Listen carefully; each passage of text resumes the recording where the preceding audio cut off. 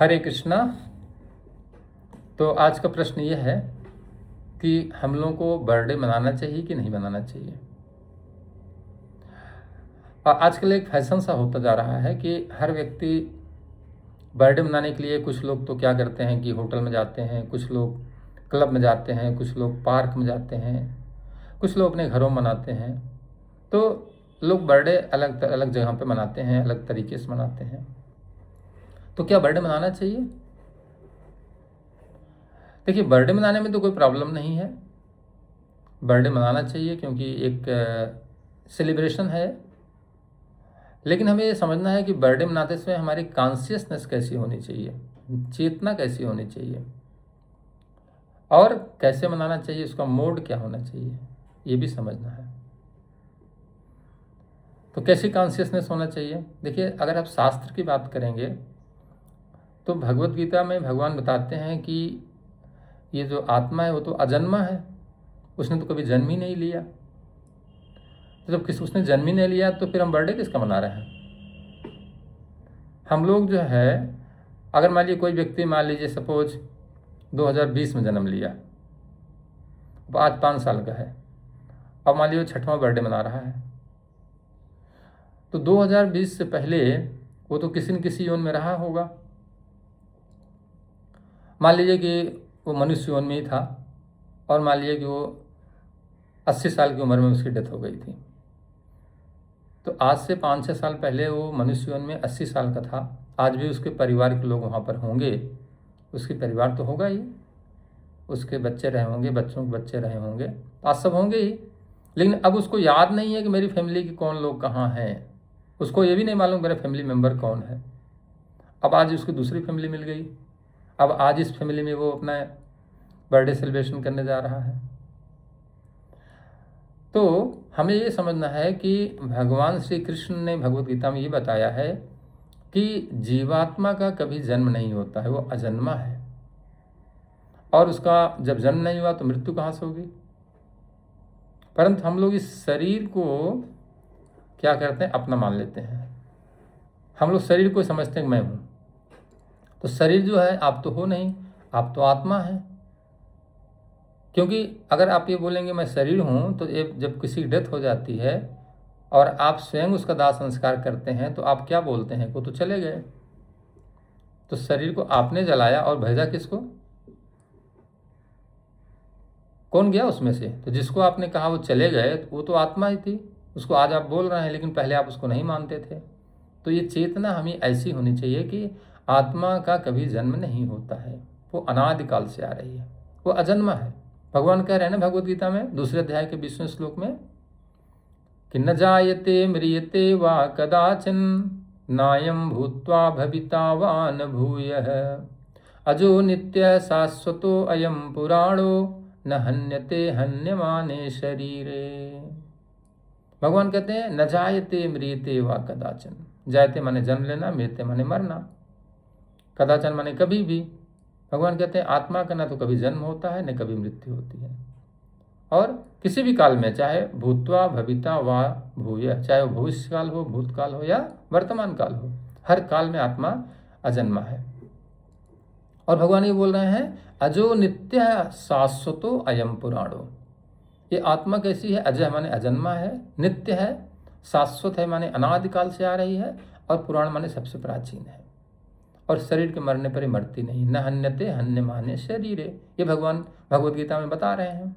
और हम लोग क्या करते हैं? हम लोग अपना बर्थडे मनाते हैं कि भाई मैं 2001 में जन्म लिया, कोई 2000 में जन्म लिया, कोई 1980 में जन्म लिया, कोई आज से 50-60 साल पहले जन्म लिया। तो लोग अलग अलग ईयर में जन्म लिए हैं, तो उस हिसाब से लोग अपना बर्थडे मनाते हैं। बर्थडे मनाइए, शरीर का बर्थडे मनाइए, कोई प्रॉब्लम नहीं, लेकिन ये कॉन्शियसनेस रहना चाहिए कि मैं शरीर नहीं हूँ, मैं आत्मा हूँ, मेरा कभी जन्म नहीं होता है, मैं कभी मरता भी नहीं हूँ। तो फिर जो है ये चेतना जब हो गई, तब जब आप बर्थडे मनाएंगे तो कैसे बर्थडे मनाएंगे? आपको ऐसे बर्थडे मनाना है कि लोग बर्थडे में क्या करते हैं? केक काटते हैं। आपको क्या काटना है? आपको चेक काटना है। चेक काटने का मतलब क्या है? आप देखिए, चेक काटिए और भगवत गीता खरीदिए और बांट दीजिए। क्यों? क्योंकि केक से लोग क्या करते हैं, जिह्वा का स्वाद लेते हैं, जिह्वा का टेस्ट लेते हैं। और ये भगवत गीता का जब टेस्ट मिलेगा तो उसमें क्या मिलेगा, आत्मा का टेस्ट मिलेगा। क्योंकि भगवान ने भगवत गीता में आत्मा के बारे में ज्ञान दिया है, अपने बारे में ज्ञान दिया है, प्रकृति के बारे में ज्ञान दिया है, काल के बारे में ज्ञान दिया है, कर्म के बारे में ज्ञान दिया है। तो ओरिजिनल आपकी जो कॉन्शियसनेस है वो डेवलप हो जाएगी। तो एक्चुअल में हम लोग किसके बेटे हैं ये हमें समझना है। ये भगवत गीता में क्यों बांटना है? क्योंकि भगवत गीता भगवान की वाणी है। केक भी काटिए, काट सकते हैं, परंतु कौन सा केक? जो आप अपने घरों में मिल्क केक बनाइए, फ्रूट का केक बनाइए, और वैरायटी ऑफ केक बनाइए जो आप वैरायटी बना सकते हैं, और उसको भगवान को भोग लगाइए, ऑफर करिए भगवान को, और इसके बाद प्रसाद के रूप में बांट दीजिए। तो केक काटने में प्रॉब्लम नहीं है, केक काटिए, बांटिए, लोगों को पसंद करिए, परंतु वो कृष्ण को ऑफर करिए।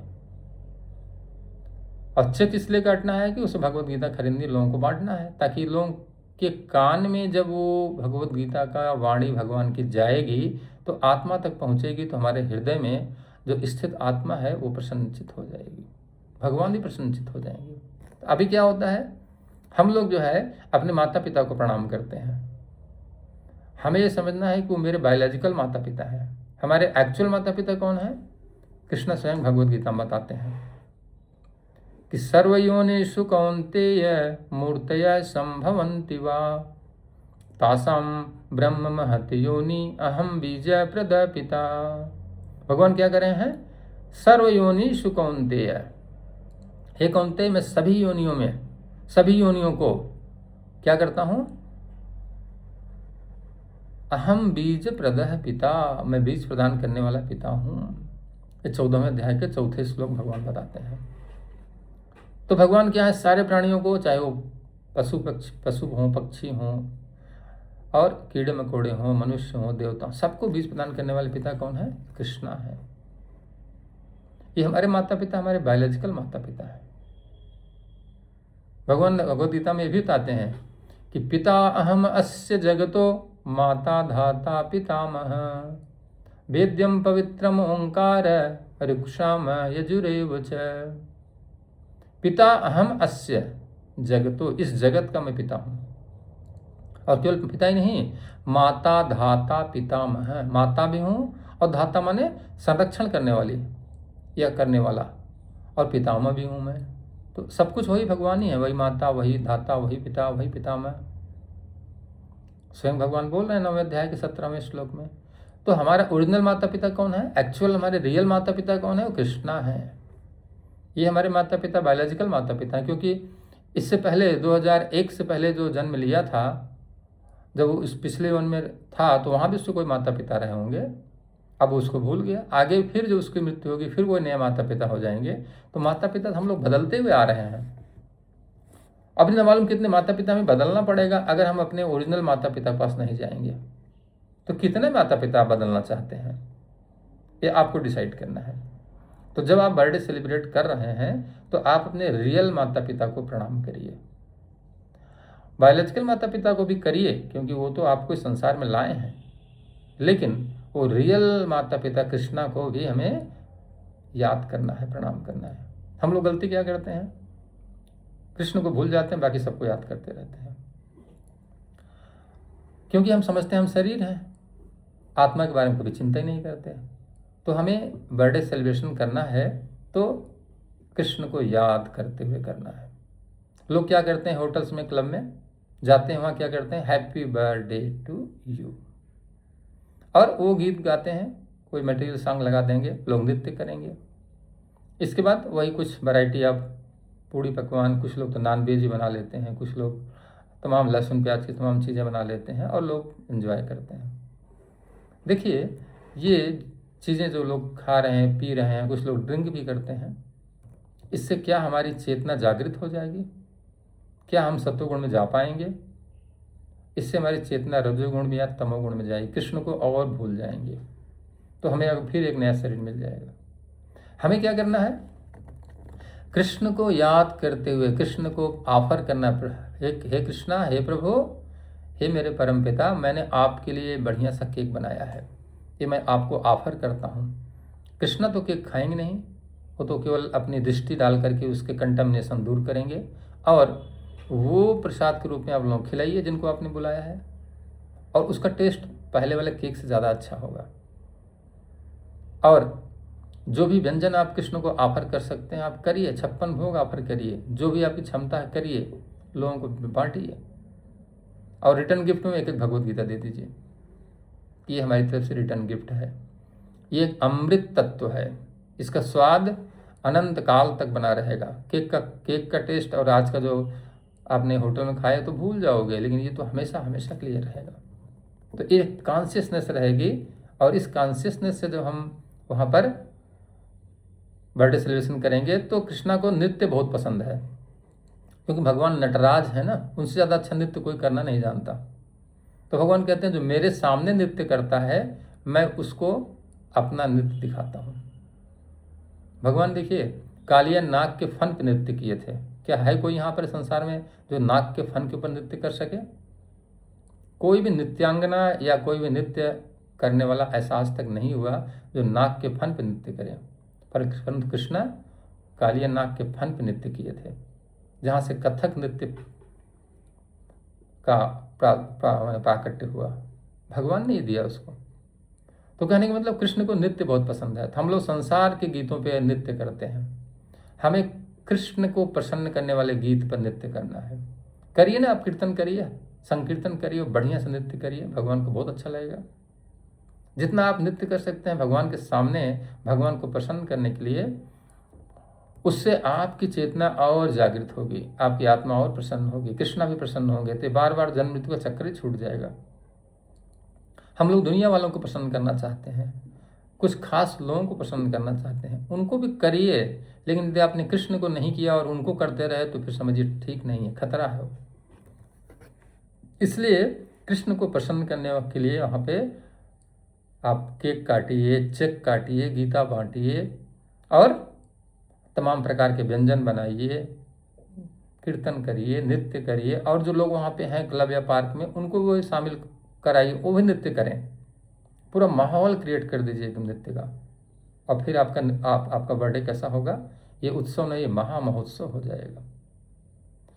और लोग एक ही दिन बर्थडे मनाते हैं, साल में एक बार। कृष्णा बोलते हैं आप नित्य बर्थडे मनाइए, नित्य नूतन हो आप, क्योंकि भगवान कभी बूढ़े होते ही नहीं हैं।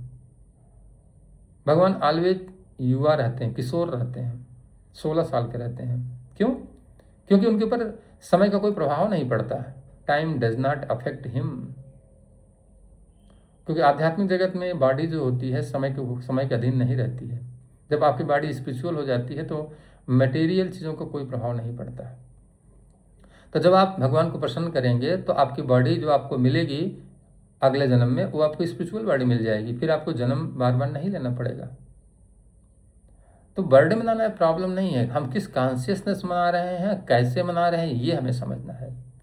और इस प्रकार से जब हम बर्थडे सेलिब्रेशन करते हैं तो हमारी आने वाली जनरेशन जो है ना, वो भी आगे ऐसे करेगी, फिर वो भी एक स्पिरिचुअल बर्थडे सेलिब्रेट करेगी। तो happy birthday happy Krishna conscious day हो जाएगा।